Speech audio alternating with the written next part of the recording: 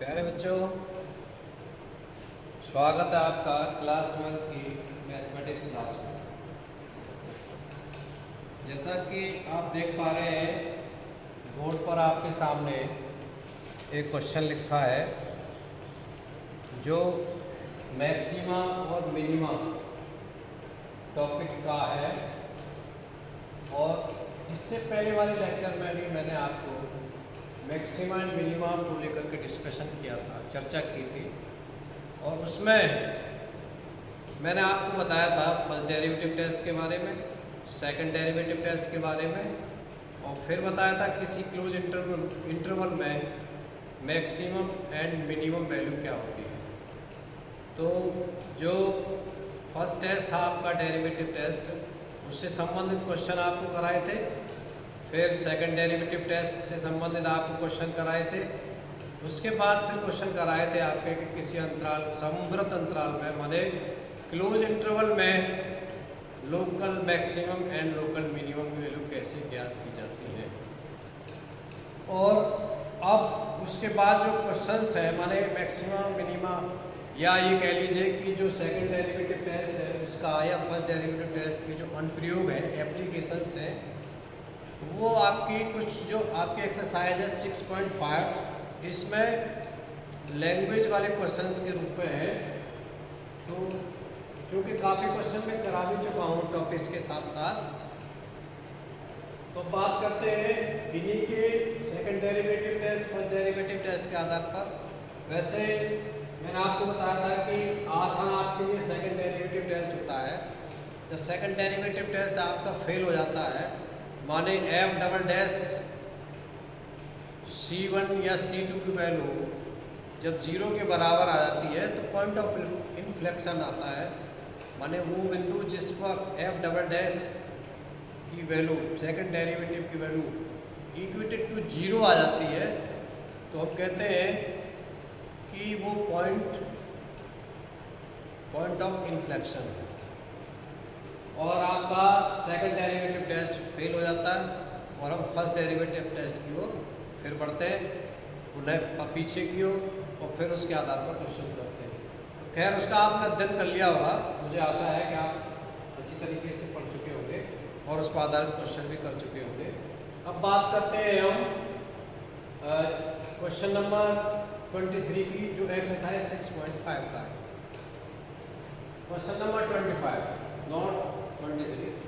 तो देखिए, ये कुछ ऐसे इंपॉर्टेंट क्वेश्चंस हैं जो आपकी बोर्ड परीक्षा में कई बार पूछे जा चुके हैं, तो मैं जनरली उन्हीं को उठा रहा हूँ यहाँ पर। तो सबसे पहला क्वेश्चन ये है इसमें, जो क्वेश्चन नंबर 25 है, कि so that the semi vertical angle of the cone of maximum volume क्या होगा कोन का? 1/3 pi R square H. Are क्या? रेडियस, एच क्या है? कोन की हाइट। ठीक है। So that the semi vertical angle of the cone of maximum volume end of given slant height, ये स्लैंट हाइट इसकी दे रखी है L, इज tan इनवर्स √2। माने ये हमें दिखाना है कि इस एंगल पर, जो एंगल है सेमी वर्टिकल एंगल, ये theta is equal to tan inverse 2 पर इसका जो वॉल्यूम है वो मैक्सिमम है, ये हमें शो करना है। तो कैसे शो करेंगे? सबसे पहले हम इसका वॉल्यूम लेंगे, V is equal to 1/3 pi R square H, उसमें R की वैल्यू रखेंगे, H की वैल्यू रखेंगे। उसके बाद फिर dV अपॉन डी थीटा निकालेंगे, फिर d2v over D theta square निकालेंगे, फिर dV अपॉन डी थीटा को 0 के इक्वल करेंगे, वहाँ से हम थीटा की वैल्यू निकाल लेंगे और उस थीटा की वैल्यू को d2v over D theta square में रख देंगे। यदि d2v over D theta square की वैल्यू लेस देन 0 आती है तो निश्चित रूप से हमारा जो वॉल्यूम है उनका वो मैक्सिमम होगा। अगर ग्रेटर देन आती है तो मिनिमम होगा। लेकिन यहाँ पर चूंकि ये सिद्ध करा रहे हैं कि मैक्सिमम वॉल्यूम की बात कर रहे हैं, तो मैक्सिमम वॉल्यूम ही होना चाहिए। इसके लिए क्या होगा? d2v over D theta square की वैल्यू लेस देन 0 आएगी। तो आइए देखते हैं। जैसे जैसे जैसे क्वेश्चन में क्या दे रखा है, क्वेश्चन में दे रखा है आपका एक कोण है, मान लिया हमने इसकी हाइट h है, रेडियस r है, और स्लैंट हाइट उसकी दे रखी है इन्होंने l, जैसे कि मोड लेते हैं, और सेमी वर्टिकल एंगल इसका ये थीटा है, सेमी वर्टिकल एंगल, ठीक है। तो आप देख रहे हैं यहाँ पर cos थीटा बराबर होगा आपका कितना, cos थीटा बराबर कितना होता है, आधार बटे कर्ण, ठीक है। तो यहाँ पर आधार आपका ये हो गया, लंब आपका ये हो गया, कर्ण ये हो गया, ठीक है। तो cos थीटा बराबर हो जाएगा, तो यहाँ पर जो आपकी रेडियस है वो l sin थीटा हो जाएगा, क्योंकि l आपका क्या है, कर्ण है, h हो गया आधार आपका, लंब आपका r हो गया, हाइपोटेन्यूस परपेंडिकुलर r हो गया, हाइपोटेन्यूस l हो गया, और बेस आपका h हो गया, ठीक। तो AO जो AO है आपका, जो हाइट है कोण की, ये बराबर हो गई है cos थीटा, cos थीटा का फॉर्मूला लगा करके निकाल लेना। और रेडियस जो आपकी जो r है, इसमें भी वही फॉर्मूला लगाएंगे आप, sin थीटा बराबर लंब बटे कर्ण, तो इसमें भी l sin थीटा आ जाएगा। तो यहाँ से h और r आपको निकालनी है थीटा के रूप में, ठीक है। अब क्या निकालना है आपको, वॉल्यूम निकालना है। वॉल्यूम क्या होता है किसी भी कोण का, 1/3 पाई r स्क्वायर h होता है। तो यहाँ पर हम क्या करेंगे, h की वैल्यू रख देंगे। h की वैल्यू क्या है, h की वैल्यू आपके सामने है, ये h की वैल्यू है, ये l cos थीटा, r की वैल्यू l sin थीटा है, कितना रख दी हमने। तो ये हो गया आपका r स्क्वायर में l square sin square theta into l cos theta. देखिए क्वेश्चन को मैंने पहले इसलिए सॉल्व कर लिया है क्योंकि इसमें एक टाइम टेकिंग क्वेश्चन है, समय लगता है, तो वीडियो लेंथ काफ़ी हो जाती है, उसी को ध्यान में रखते हुए पहले कैलकुलेशन कर ली गई है। तो देखिए ये l स्क्वायर इंटू l आपका l हो गया, 1/3 पाई एज इट रहा, into sine square theta into cos theta हो गया, राइट। अब क्या करेंगे, इसमें ये यहाँ से स्टेप, यहाँ वाला स्टेप सीधा यहाँ पर आएगा, ये b की वैल्यू आ गई। तो अब यहाँ से dv अपॉन d थीटा निकालेंगे।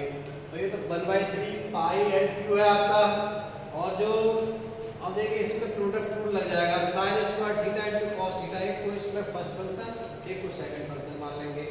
तो कॉस थीटा हमने एज इट रखा, कॉस थीटा यहाँ पर आ जाएगा, और जो साइन स्क्वायर थीटा का है उसका अवकलन हो जाएगा 2 sin theta into cos theta, 2 sin theta into cos theta, तो कॉस स्क्वायर थीटा हो जाएगा ये, ठीक है। फिर प्लस आएगा यहाँ पर, प्लस आने के पश्चात में ये साइन स्क्वायर थीटा जो कि तो आएगा, और कॉस थीटा कितना हो जाएगा, माइनस साइन थीटा, इसलिए मैंने माइनस लगा दिया ब्लैक बोर्ड पर जब जगह कम होने की वजह से। तो sign square theta into sine theta हो गया, ठीक है। और इस वजह से साइन थीटा कॉमन ले लिया, साइन थीटा कॉमन आ गया, तो ये एज इट आ जाएगा 1/3 पाई l Q into sine theta, और ये हो गया आपका 2 cos square theta minus sine square theta. ये आपका dv अपॉन d थीटा की वैल्यू आ गई, ठीक है छात्र।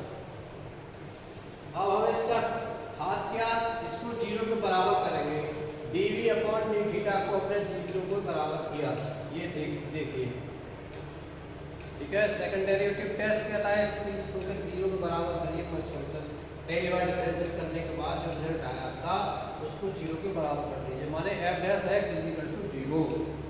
तो यहाँ पर f डैश x क्या है, ये d2d over d theta square, तो dv अपॉन d थीटा बराबर 0 किया, इसकी वैल्यू कितनी है, ये पूरी वैल्यू है इसकी, इस वैल्यू को हमने उठा करके dv अपॉन d थीटा के लिए है, इसको उठा करके यहाँ रख देंगे। तो देखो ये तो 0 में चला जाएगा पार्ट आपका, इतना 0 में, और बचेगा कितना, sign theta into 2 cos square theta minus sine theta minus sine square theta, ये बचा आपका, राइट।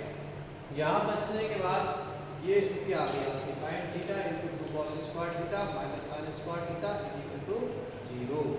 अब ये या तो साइन थीटा बराबर 0 होगा, या फिर ये इक्वल टू 0 हो जाएगा। तो जब साइन थीटा बराबर 0 या फिर tan स्क्वायर, इसको बराबर जब 0 करेंगे तो आप देख रहे हैं cos square theta minus sine square theta बराबर 0 होगा, तो 2 cos स्क्वायर थीटा बराबर साइन स्क्वायर थीटा हो जाएगा। cos स्क्वायर थीटा का sin स्क्वायर थीटा की तरफ भाग लगा देंगे तो tan स्क्वायर थीटा बराबर कितना हो जाएगा 2 हो जाएगा।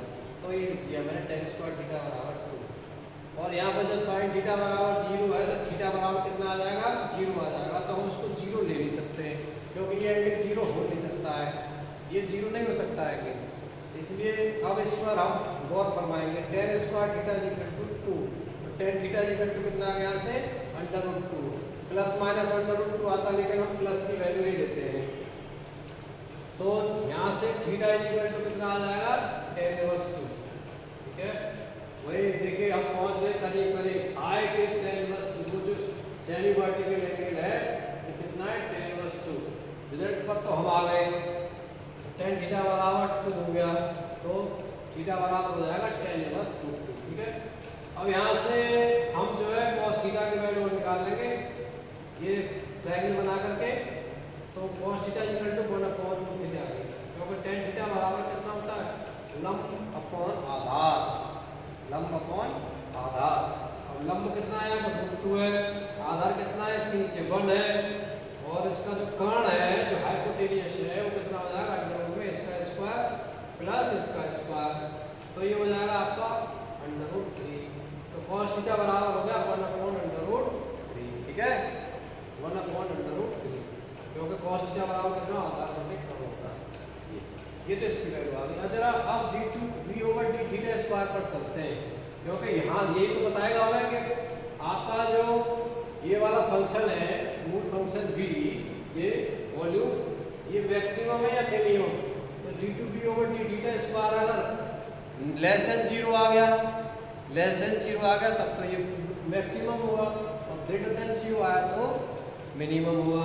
तो फिर क्या किया हमने, इसको दोबारा से डिफरेंशिएट कर लिया, ये एज रहा, इसको sin थीटा का एज रखा, इसका जब अवकलन किया तो देखिए इसका हो जाएगा 2 * cos स्क्वायर थीटा का हुआ 2 cos थीटा * cos थीटा का माइनस sin थीटा। ठीक है ना, तो 2 * 2 मिलकर के 4 हो जाएंगे, तो माइनस बाहर निकाल लिया, cos थीटा * sin थीटा आ गया, माइनस sin स्क्वायर थीटा का आ गया 2 sin theta cos theta. Right, अब इसको एज इट रखेंगे और इसका करेंगे तो इसका कितना हो जाएगा cos थीटा। ये अब देखिए जरा इसको मल्टीप्लाई कर लीजिए, जब आप इसका अंदर मल्टीप्लाई करेंगे तो कितना हो जाएगा माइनस का 4 cos theta * sin square theta. और इसका मल्टीप्लाई करेंगे इसका, तो आप देख रहे हैं कि यहाँ पर माइनस इसका करेंगे मल्टीप्लाई तो कितना आ जाएगा 2 sin square theta * cos theta यहाँ पर, तो कितना हो जाएगा ये, या ऐसे कर लीजिए ये माइनस के 6 sin थीटा cos थीटा हो गए, और इसको मल्टीप्लाई किया तो कितना आ गया इतना आ गया sin square theta cos theta * 6 * minus.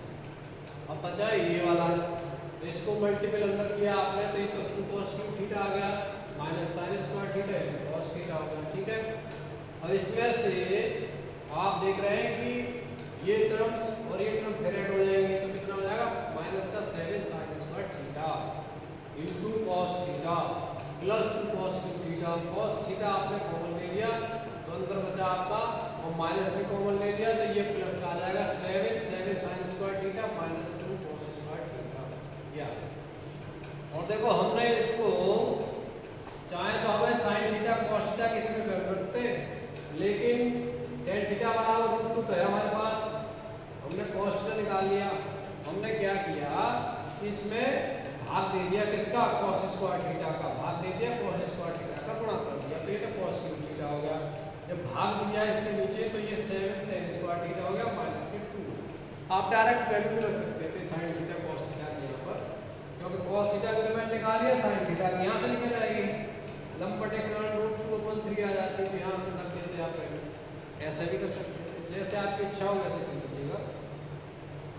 तो अब tan square theta tan theta बराबर कितना है, tan थीटा इक्वल टू देखिए आपका आया 2 और इसकी वैल्यू मैंने रख दी यहाँ पर 2, 7 * 2 - 2 cos थीटा की वैल्यू रख दी 1/√3 है, इसका पावर क्यूब करेंगे 1/√3 * √3 * 2√3 तो 1/3 आ जाएगा।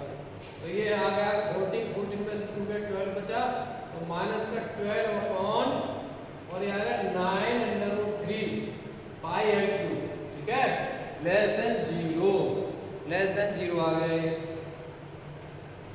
लेस देन 0 आ गया, तो बी कैसा रहा, बी आपका मैक्सिमम आ गया। किसको आया, vertical semi vertical angle theta is equal to tan inverse 2 पर। यही बात हमें आप प्रूव करनी थी। तो आप समझ गए होंगे क्वेश्चन को, हमें ये दिखाना था कि इस semi vertical angle theta is equal to tan inverse 2 पर इस कोण का वॉल्यूम मैक्सिमम है। क्या है, मैक्सिमम। ठीक है, तो ये है आपका क्वेश्चन। अब आप नेक्स्ट क्वेश्चन लेते हैं, तब तक के लिए मैं वीडियो को पॉज कर देता हूँ।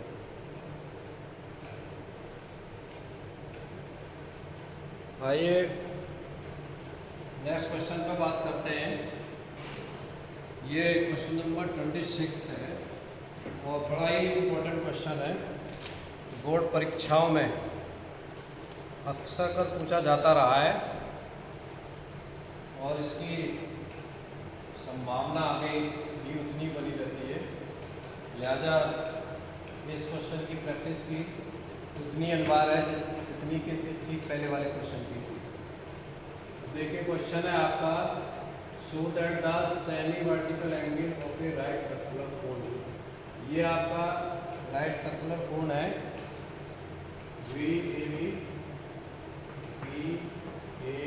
ठीक है, ये देखिए 90 डिग्री का एंगल होता है, इसलिए इसको राइट सर्कुलर कोन कहते हैं।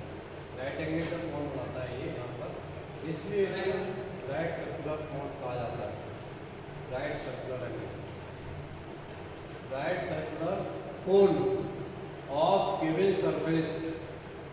ठीक है, गिवन सरफेस मींस S इसका, and maximum volume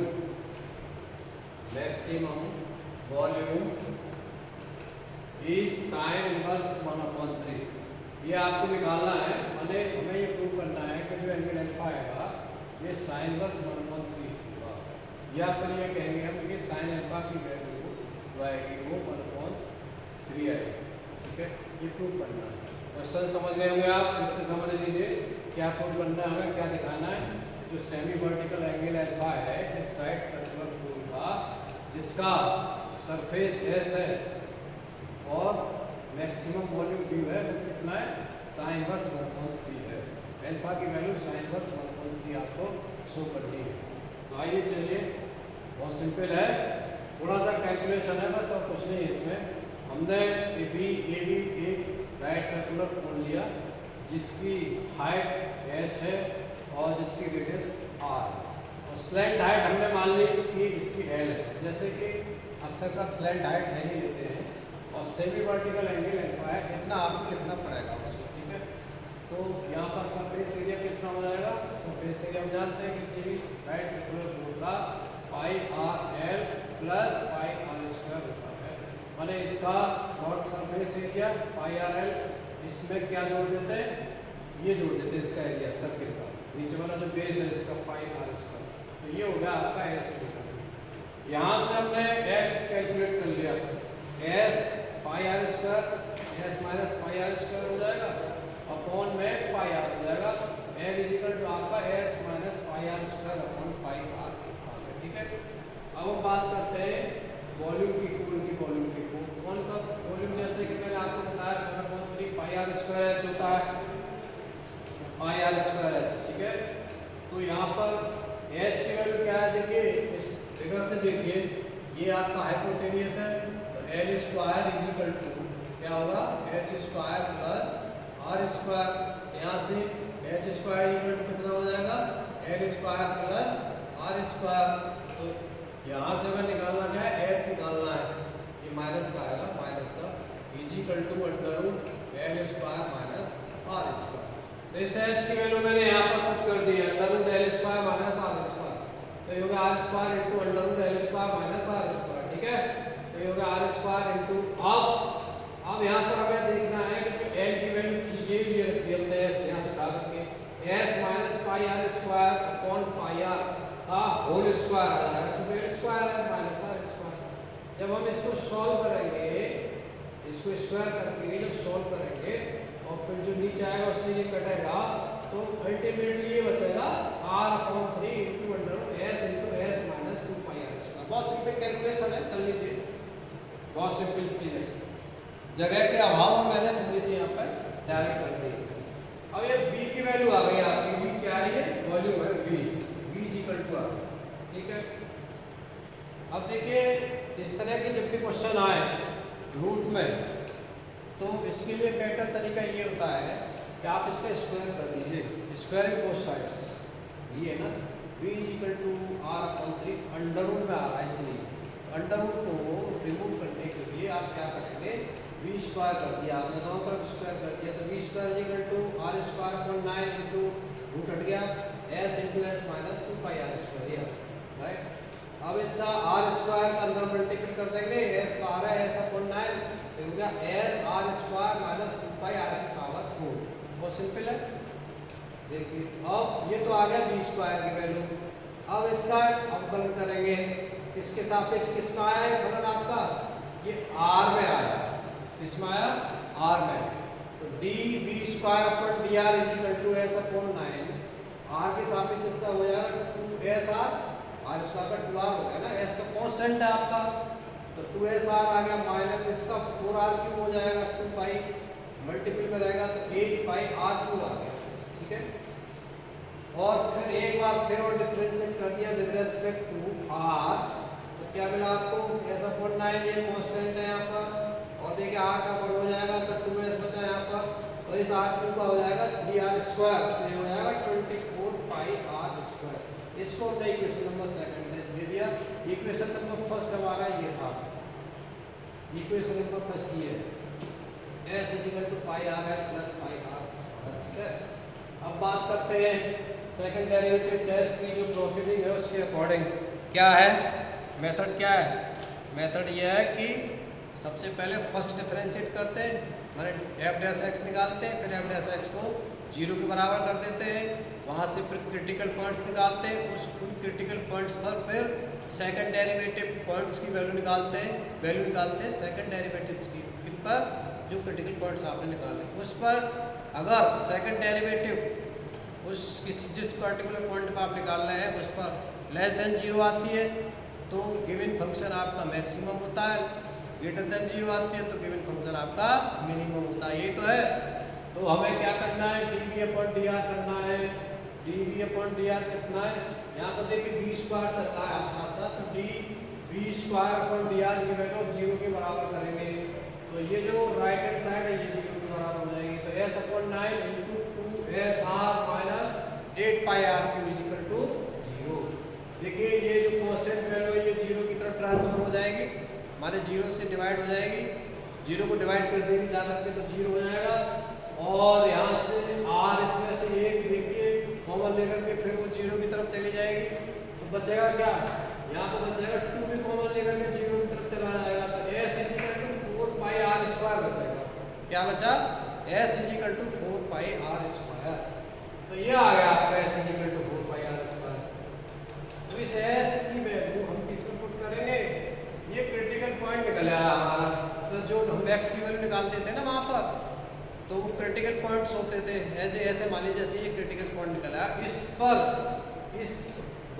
d2v/ds dr square की वैल्यू हम निकालेंगे। अगर ये नेगेटिव आती है तब तो हमारा मैक्सिमम होगा वॉल्यूम, अगर नेगेटिव नहीं आती, ग्रेटर देन 0 आती है, पॉजिटिव आती है तो फिर मिनिमम होगा। तो आइए देखते हैं, d2v/dr स्क्वायर की वैल्यू हो गया आपका, देखिए इसमें रख दिया हमने s अपॉन 9 2 इंटू एस की वैल्यू क्या है 4 पाई r स्क्वायर, तो 8 पाई r स्क्वायर हो गया, माइनस का 24 पाई r स्क्वायर, 24 पाई r स्क्वायर, राइट।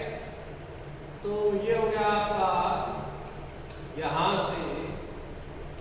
से आप देख रहे हैं कितना बचा, माइनस का 16 pi r square, minus 16 upon 9 into S pi r square आ गए, जो नेगेटिव वैल्यू आई। अब इसमें सब कुछ कांस्टेंट है, ठीक है, तो माइनस नेगेटिव आ गई माने 0 से छोटी आ गई, तो वॉल्यूम कैसा होगा, वॉल्यूम मैक्सिमम हो गया, जो वॉल्यूम है जो आयतन है वो क्या है, मैक्सिमम है, कब, जब s is equal to 4 pi r square, इस पर,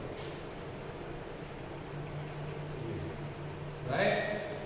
अब समीकरण फर्स्ट की ओर बढ़ते हैं, समीकरण फर्स्ट क्या कहता है, ये s is equal to pi R L plus pi R square, S की वैल्यू इस पर रख देंगे 4 pi R square equal to pi R L plus pi R square.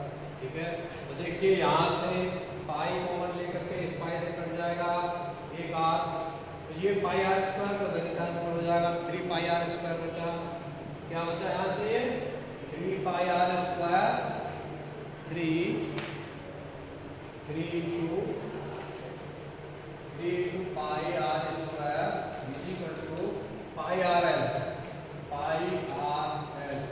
ये देखिए एक आर से ये आर भी चला गया, तो R upon L is equal to कितना बचा 1/3, R upon L is equal to 1/3 ये आ गया। ठीक है, अब जरा इस ट्रायंगल पे थोड़ा सा गौर फरमाइए, ये ट्रायंगल है ना आपका, इस पर देख रहे हैं ये अल्फा है, तो ये आधार हो गया, इसका बेस हो गया, ये परपेंडिकुलर हो गया और ये आपका हाइपोटेन्यूज हो गया। ठीक है, तो sine alpha is equal to कितना हो जाएगा, sine alpha is equal to हो जाएगा आपका आर अपॉन एल, आधार sorry perpendicular upon hypotenuse, perpendicular upon hypotenuse.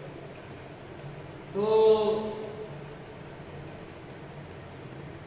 इसी आर अपॉन एल की जगह हमने साइन क्या रखे अल्फा, तो sine alpha is equal to 1/3 हो गया, अल्फा इज इक्वल टू कितना हो गया साइन इनवर्स 1/3।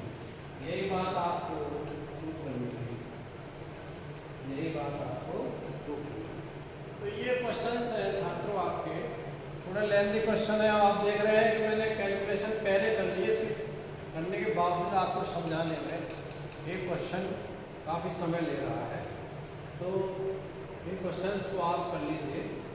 इसमें जो इम्पोर्टेंट क्वेश्चंस हैं वो जो ज़्यादातर आते रहते हैं एग्जाम में, उनको अवश्य कर लें, और जो इसके सॉल्व एग्जाम्पल्स हैं, सॉल्व एग्जाम्पल्स किसके NCERT माने 6.5 एक्सरसाइज ठीक पहले के जो सॉल्व एग्जाम्पल है उनको जरूर कर लीजिएगा, वो आपके एग्ज़ाम में आते ही आते हैं।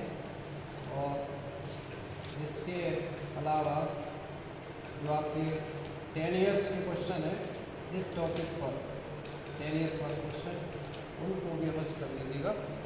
तो ये जो मैक्सिमम मिनिमम का जो टॉपिक है, फिलहाल हम इसको यहीं पर विराम देते हैं और इसी के साथ आपके इस चैप्टर को समाप्त भी करते हैं। चाहें तो एक क्वेश्चन और करा देते हैं, एक क्वेश्चन और करा दें, चलिए एक क्वेश्चन और करा देते हैं। ठीक है, जब तक के लिए मैं वीडियो पॉज कर देता हूँ। चलिए आइए बात करते हैं नेक्स्ट क्वेश्चन की। ये क्वेश्चन लास्ट ईयर आया आपके बोर्ड में और थोड़ा सा प्रैक्टिस वाला क्वेश्चन है, लेकिन कभी कभी पूछ लेते हैं तो दिक्कत खड़ी हो जाती है, बिना प्रैक्टिस के गलतियां हो जाती हैं, इसलिए इस क्वेश्चन को प्रैक्टिस की अधिक आवश्यकता है। आइए देखते हैं किस क्वेश्चन क्या है और क्या पूछना चाह रहे हैं। ये क्वेश्चन 23 आपकी एक्सरसाइज 6.5 का क्वेश्चन में पूछ रहे हैं कि to get the volume of largest hole. ये होल है आपका जो किसमें एक गोले में, गोले के अंतर्गत that can be inscribed in a sphere of radius R, इसकी रेडियस आर है इस गोले की, is 8/20 times the volume of the sphere. क्या है वॉल्यूम इसका 8 इसका होल का 8/28 times of volume of the sphere.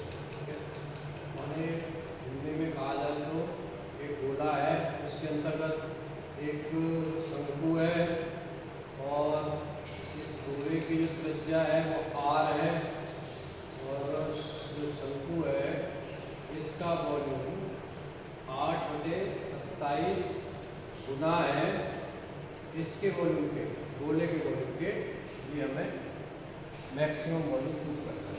ठीक है, तो आइए, अत्यंत सरल तो नहीं है, थोड़ा सा मैंने जैसे पहले कहा कि कैलकुलेशन वाला क्वेश्चन है, हम हमने सबसे पहले मान लिया रेडियस आर कैपिटल आर तो दे रखी है स्फीयर की। अब ये जो स्मॉल आर रेडियस हमने इसकी मान ली, इसकी कोन की आर मान ली। और देखिए ये जो सेंटर है इसका गोले का आर, इसको हमने इससे मिलाया, इससे कोन के इस वाले पॉइंट से। तो आप देख रहे हैं कि मान लीजिए ये वाला एंगल थीटा है, तो ये बेस हो गया इस ट्रायंगल का, आधार ये परपेंडिकुलर हो गया, तो ये क्या हो गया, कर्ण हो गया। तो साइन थीटा बराबर कितना हो जाएगा, लंबवत कर्ण, ठीक है ये। और कॉस थीटा बराबर कितना हो जाएगा, आधार बटे कर्ण, ठीक है। अब हमें क्या निकालना है, वॉल्यूम निकालना है किसका, इस शंकु का, इस कोन का वॉल्यूम निकालना है। कैसे निकालेंगे, इसका वॉल्यूम निकालने के लिए फार्मूला वाला 1/3 पाई इंटू शंकु की त्रिज्या का स्क्वायर इंटू शंकु की हाइट। अब हाइट क्या है यहाँ पर, हाइट ये प्लस ये, और ये तो कैपिटल आर है, और ये कितने निकाली आपने, OC, ये आर cos थीटा हो गई। तो cos थीटा बराबर निकाला था ना ये आपने, आधार बटे कर्ण, तो ये हो गई आर cos थीटा।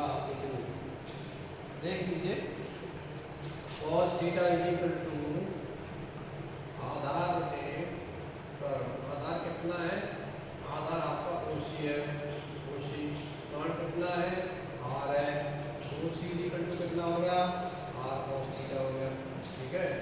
इसी प्रकार से इसी ट्रायंगल की में बात करें तो sin theta is equal to कितना हो जाएगा, लंब बटे कर्ण। लंब कितना है आपका, आर है, स्मॉल आर, कर्ण आपका कैपिटल आर है, तो small R is equal to कितना हो जाएगा, आर sin थीटा। हालांकि इसकी यहाँ पर जरूरत है, तो हमने इसमें आर की, स्मॉल आर की वैल्यू रख दी, आर sin थीटा, और जो हाइट है इसकी कोन की वो हमने रख दी। हाइट कितनी हो गई, R plus R cos theta, ये हाइट हो गई। अब देखिए इसमें से आर कॉमन आ गया, कॉमन आया, आर कॉमन आया तो आर क्यूब हो गया, मल्टीपल होकर के क्या बचा, sin square theta into 1 plus cos theta. फिर से याद दिला दूं आपको, second derivative test of maximum minimum क्या कहता है। सेकंड डेरिवेटिव टेस्ट ये कहता है कि सबसे पहले आप फंक्शन को, फलन को डिफरेंशिएट कीजिए। डिफरेंशिएशन करने के पश्चात माने f' निकालने के पश्चात उसको 0 के बराबर कर दीजिए, और 0 के बराबर करने के पश्चात वहाँ से आप क्या निकालते थे, क्रिटिकल पॉइंट्स। फिर फलन का को दोबारा से डिफरेंशिएट कीजिए, माने सेकंड डेरिवेटिव निकालिए, अर्थात f'(x) निकालिए। थीटा में है तो थीटा में निकालिए उसे, दोबारा दो बार डिफरेंशिएशन करने के पश्चात में फिर जो क्रिटिकल पॉइंट आया आपका, थीटा की जो वैल्यू आई है या x की जो भी वैल्यू आई है, उस वैल्यू पर f'(x) का मान निकालिए। अगर f'(x) उस मान पर, उस क्रिटिकल पॉइंट पर लेस देन 0 आता है तो फंक्शन आपका मैक्सिमम होगा, अगर ग्रेटर देन 0 आता है तो फलन आपका मिनिमम होगा। बस ये निकालने के पश्चात में फिर आपके मूल फंक्शन में वैल्यू रख दीजिए उसकी, कौन सी वैल्यू, जो आपने x की निकाली है, मैंने जो क्रिटिकल पॉइंट निकाला है या जो थीटा की वैल्यू निकाली है उसको आप मूल फलन में रख दीजिए। मूल फलन यहाँ पर जैसे क्या है, मूल फलन यहाँ पर 1/3 पाई आर स्क्वायर है, 6b में है, ये वॉल्यूम है, तो इसमें रख देंगे। तो इस प्रकार से इस क्वेश्चन को करेंगे। हालांकि इस क्वेश्चन को फर्स्ट डेरिवेटिव टेस्ट से भी किया जा सकता है, ये कोई अनिवार्य नहीं है। सेकंड डेरिवेटिव टेस्ट तो कभी कभी फेल हो जाता है। सेकंड डेरिवेटिव टेस्ट में आपको याद होगा कि जब second derivative test, second differentiation करने के पश्चात में जब उसकी वैल्यू निकालते हैं C1 पे या C2 पे क्रिटिकल पॉइंट्स पे, यदि वो 0 हो जाती है तो वो पॉइंट आपका क्या कहलाता है, पॉइंट ऑफ इन्फ्लेक्शन कहलाता है, पॉइंट ऑफ इन्फ्लेक्शन। याद कीजिए क्या करना पड़ता था, f(x) होता था आपके पास, फिर f'(x) निकालते थे, f'(x) को 0 के बराबर करते थे, यहाँ से आप x की वैल्यू निकालते थे, C1 C2 जिस तरह से निकालनी, मान लीजिए इसके पश्चात में डबल डैश एक्स निकाल देते, फिर c1 की वैल्यू रख देते इस एफ डबल डैश एक्स में, F double dash x c1 की वैल्यू लेस देन 0 है तो फंक्शन आपका क्या होता था मैक्सिमम, अगर ग्रेटर देन 0 है तो फंक्शन क्या होता था आपका मिनिमम, फिर मैक्सिमम मिनिमम वैल्यू निकाल लेते थे इस बिंदु पे। यदि fc1 0 आता था या आता है तो क्या होगा, तो फिर यहाँ पर आपके पास सेकंड डेरिवेटिव टेस्ट फेल हो जाता है, इसके औकात नहीं है तो फिर इसके बारे में बता दे कुछ भी, फंक्शन आपका मैक्सिमम है या मिनिमम है, तो फिर क्या करते थे हम, फिर हम कहते थे कि हम बैक टू प्रोविजन जाएंगे, अर्थात फर्स्ट डेरिवेटिव टेस्ट की वो करेंगे, फर्स्ट डेरिवेटिव टेस्ट के द्वारा हम फिर बताते थे, तो वो तो फर्स्ट डेरिवेटिव टेस्ट के द्वारा तो हम कर ही सकते हैं। और ये वाला जो पॉइंट जिस बिंदु पर एफ डबल डैश एक्स की वैल्यू 0 आई थी वो बिंदु क्या कहलाता है, that is called the point of inflection. ठीक है, चलिए बात कर रहे थे हम इसकी, तो यहाँ पर आपकी डी की वैल्यू कितनी आ गई, D V upon D theta की वैल्यू इतनी आ गई, बहुत सिंपल डिफरेंशिएशन है विद रिस्पेक्ट टू थीटा, और D two B over D theta की स्क्वायर की वैल्यू आपकी कितनी आ गई, राइट। अब हमारा नेक्स्ट क्या है, नेक्स्ट स्टेप ये है कि इसको इक्वल टू 0 करेंगे, तो हमने इसको 0 के इक्वल किया, D V upon D theta equal to 0, this is equal to 0 आ गया, यहाँ से हमने साइन थीटा कॉमन ले लिया, अंदर क्या बचा -3 sin square theta plus 2 cos theta equal to 0। अब हमने इसको sin स्क्वायर थीटा को देंगे, ये जो फलन है आपका ये sin थीटा cos थीटा दोनों इसमें है सन्निहित, दोनों ही इसमें सन्निहित है, तो क्या करेंगे या तो इसको cos में चेंज किया जाए या फिर sin में चेंज किया जाए, एक में करना पड़ेगा। अब इसको तो हम sin में चेंज करना मुश्किल पड़ जाएगा क्योंकि अंडर रूट आएगा, इसलिए इसको कर देते हैं, तो इसको हमने पर माइनस cos स्क्वायर थीटा लिख दिया और -3 का साथ मल्टीप्लाई कर दिया, और कैलकुलेशन के पश्चात ये आपकी वैल्यू आई 3 cos square theta plus 2 cos theta -1 equal to 0। और अब ये a into B equal to 0 वाला केस आ गया, तो या तो a बराबर 0 होगा या b बराबर 0 होगा, यदि a बराबर 0 है तो sin थीटा बराबर 0 होगा, थीटा बराबर 0 हो जाएगा, और थीटा जो है आपका 0 हम ले नहीं सकते हैं, क्योंकि थीटा 0 ले लिया तो फिर हमारा खेल खराब हो जाएगा। तो क्या करेंगे, जिसके फैक्टर किया आपने, इसके फैक्टर क्या आए 3 cos theta -1 into cos theta +1 equal to 0। यहाँ से आप देख रहे हैं cos थीटा इक्वल टू -1 हो जाएगा, अर्थात थीटा इक्वल टू पाई, क्योंकि -1 cos पाई की वैल्यू होती है, तो उसे भी हम नहीं ले सकते, इम्पॉसिबल है, तो फिर किसे लेंगे 3 cos थीटा -1 इक्वल टू 0, अर्थात cos थीटा इक्वल टू 0 माने cos थीटा इक्वल टू 1/3, इसे हम लेंगे। अब cos थीटा इक्वल टू 1/3 है तो इस ट्रायंगल से देखिए ये एंगल थीटा है आपका, तो sin थीटा इक्वल टू 2√2/3 आएगी। ठीक है, अब ये तो आप निकाल ही लेंगे। अब आप ये कहेंगे ये कैसे आ गई, तो फिर भाई 12th मैथमेटिक्स पढ़ना ही बेकार है, हाई स्कूल 9वीं क्लास की चीज़ें हैं ये, पाइथागोरस थ्योरम जहाँ आपने पढ़ी थी, तो ये आ गई आपकी cos थीटा sin थीटा। ठीक है, अब इस वैल्यू पर cos थीटा इक्वल टू 1/2 के sin theta equal to d2b/d theta square देखते हैं क्या पोजीशन है। तो जब हमने इस वैल्यू को यहाँ रखा sin थीटा cos थीटा की वैल्यू को, तो ये नेगेटिव आ रहा है रिजल्ट आपका, नेगेटिव वैल्यू आई। ठीक है, थोड़ी सी कैलकुलेशन यहाँ पर आप करिए, नेगेटिव आती है, इसका मतलब ये है कि d2b/d थीटा स्क्वायर की वैल्यू आपकी नेगेटिव ये शो करती है कि जो वॉल्यूम आपका मैक्सिमम है, मैक्सिमम। तो आइए मैक्सिमम वॉल्यूम निकाल लेते हैं। मैक्सिमम वॉल्यूम क्या है, यहाँ पर पढ़ते हैं, इधर पहुँचिए अपने मूल फंक्शन का, मूल फलन आपका क्या है 1/3 पाई r स्क्वायर h। तो यहाँ पर देख रहे हैं ये साइन, जहाँ पर साइन थीटा है उसकी वैल्यू रख देंगे, जहाँ पर cos थीटा उसकी वैल्यू रख देंगे, तो ये रख दिया हमने 1/3 पाई r3। ये समीकरण नंबर 1 डाल देता हूँ इसे, sine theta sine square theta है, तो साइन स्क्वायर थीटा की वैल्यू इसका स्क्वायर आ जाएगा। ठीक है, इसका स्क्वायर तो ये हुई 8/9 इंटू 1 प्लस cos थीटा की वैल्यू कितनी है 1/3 है, तो यानी 1 प्लस 1/3 अर्थात 4/3। तो 4/3 और ये 8/9 है आपकी, ठीक है। तो 4/3 तो हमने यही रखी, और ये 8/9 और 1/3 को गुणा करके कितना होगा 8/27, और पाई आर क्यू को 4/3 के साथ ले आए, इसके साथ अटैच कर दिया। तो ये वॉल्यूम बन गया किसका, गोले का आयतन बन गया। तो वही पूछ रहे हैं कि जो इसका आयतन है, इसका, वो इस गोले के आयतन का कितने गुना है, 8/27 गुना। तो ये है छात्रों आपका मैक्सिमा मिनिमा। अब देखिए मैंने इम्पोर्टेंट क्वेश्चंस आपके करा दिए हैं, कुछ कंसेप्ट के साथ करा दिए हैं, कंसेप्ट के साथ काफ़ी क्वेश्चन करा दिए, उनका रिवीजन कर लीजिए, इनको रिवाइज कर लीजिए। यहाँ इसी के साथ आपका जो मैक्सिमा मिनिमा का टॉपिक है ये समाप्त होता है, और अब हम बात करेंगे नेक्स्ट टॉपिक पर कल, और वो होगा टेंजेंट एंड नॉर्मल से संबंधित।